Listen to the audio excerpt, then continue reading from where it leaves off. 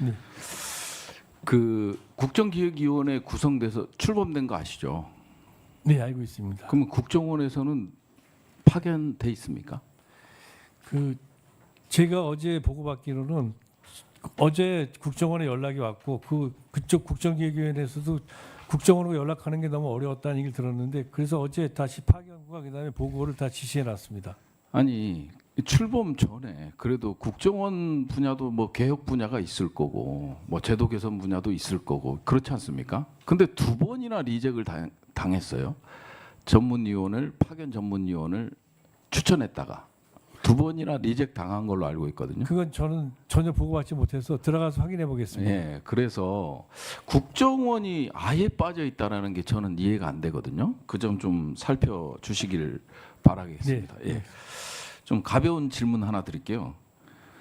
그 트럼프 대통령 이름 딴 와인 있는 거 아십니까? 트럼프 와인 들어보셨어요? 못 들어봤습니다. 거기 그럼 오너가 누굴 것 같아요? 그럼 트럼프 아니겠습니까? 그럼 트럼프 대통령. 그러니까 이제 이게 정보 분석의 중요성이잖아요. 네. 트럼프는 술을 마시지 못합니다. 그죠? 그래도 뭐 그 네. 술 회사는 운영할 수 있겠죠. 사업적으로. 네. 네. 제가 왜 이 말씀을 드리냐면요. 트럼프 대통령과 관련돼서 개인 성향을 가지고 미국의 어떤 국가 행위를 분석하지는 않잖아요. 그죠? 네. 뭐 하나의 변수가 될 수는 있지만 그만큼 정보가 요즘은 정말 복잡해졌다. 그죠? 이 트럼프가 트럼프 와이너리를 매입하면서 하버드 부동산 사례 연구에 나올 정도로 상당히 이 와인 하나를 가지고 정보가 상당히 많거든요. 그래서 그런 점에 있어서 그 국정원의 역할, 그 다음에 정보의 중요성 이런 것들을 좀 상기시켜 드리고 싶어서 좀 말씀을 드렸고요. 정보의 정치화라는 용어를 아시죠? 정보의 네. 정치화. 뭐 아무래도 학자 오래 하셨으니까 결국은 정보의 정치화는 리더십의 의도, 인식에 맞춰서 정보가 왜곡돼서 생산되는 거죠. 맞죠? 네, 그렇습니다. 그러다 보면 그 국정원의 주요 임무는 뭐 국가 안보를 보장하는 것도 있지만 전쟁 예방도 정말 크잖아요.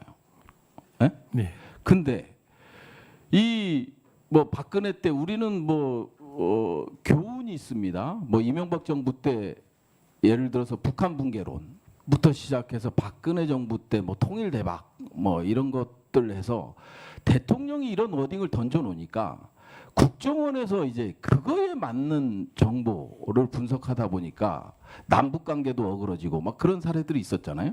네. 알고 계시죠? 예, 알고 있습니다. 그러면 뭐 이재명 정부이긴 하지만 이재명 대통령의 인식에 따라서 정보가 생산된다면 결국은 국가 안보를 훼손하겠죠. 그렇지 않겠습니까?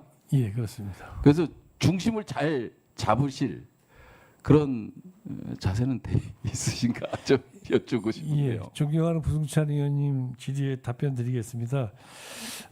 제가 평생 살면서 연구하면서 또 현업에 있으면서 가졌던 모토가 하나 있다면 이제 실사고시 뭐 부위원님도 아시겠습니다만 제가 실사고시를 모토라고 주장을 많이 했는데 제가 이재명 대통령님을 지금도 모시고 있고 또 후보 시절 전부터 알면서 가장 제가 마음에 했던 것 중에 하나가 대통령께서는 실사고시적인 정신, 실용 이런 걸 갖다 삶의 기초로 해서 지금 특히 이 정치에도 나름대로 적용하고 계시다는 거였습니다. 예. 예, 그 지금 역대 정부를 보면 대부분이 뭐 박근혜 탄핵 때도 그렇고 그 다음에 이번 윤석열 정부 탄핵 때도 그렇고 이 국정원이 받쳐주지 못했기 때문이라고 보여지거든요.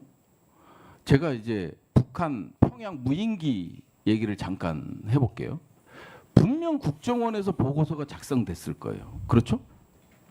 그거는 예 그렇게 아니, 예단하시기 어려울 것 같습니다. 예. 질의 답변서에 보니까 대한민국 것이 아니라고 볼 수 없다? 뭐 이런 표현, 애매모호한 표현으로 와 있던데 평양 무인기와 관련돼서 아니 평양의 무인기가 추락이 되고 그리고 날짜가 공개가 되고 그렇죠?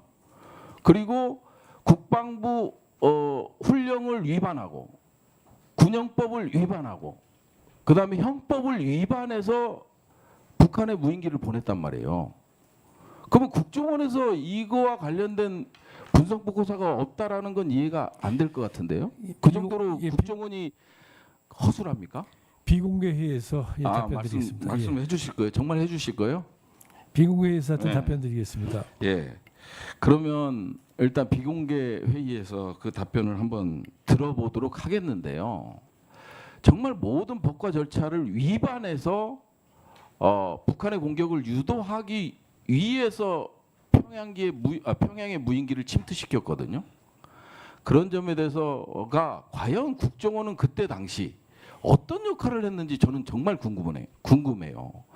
평양 방송에서도 조선중앙통신에서도 다 나왔고 그때 과연 국정원은 어떤 보고서를 만들어서 리더에게 보고를 대통령에게 보고를 했는지 이게 좀 궁금하고요. 지금 국정원의 아까 대공수사권 얘기도 했습니다마는 국내 정치 문제의 개입과 관련된 우려가 있습니다. 그죠? 국정원의 국익정보국이 있죠. 네, 국은 아니고 단 수준에서 있습니다. 단 수준에서요. 네. 예. 그게 이제 불만들이 좀 많아요. 그리고 신원조사센터 있죠. 원래 신원조사센터가 문재인 정부에도 있었어요. 법무부랑 이제 인사검증을 하는데 그 인사 개입으로 비춰질 수 있는 그런 것들을 아예 없앴는데 다시 윤석열 정부에서 복원된 게 국익정보단하고 저는 신원조사센터로 알고 있거든요. 그 점에 대해서도 비공개 시간에 보고드리겠습니다. 그래요. 이제 복합적으로 하다 보니까 지금 우리 그 안보라는 것이 정보라는 것이 결국은 복합적이잖아요. 네. 과거에는 뭐 이제 국가 안보가 군사 정보 뭐 이 정도로 해서 등치되곤 하긴 했지만 지금은 경제를 빼놓고는 생각할 수 없잖아요. 그렇죠? 그렇습니다. 네.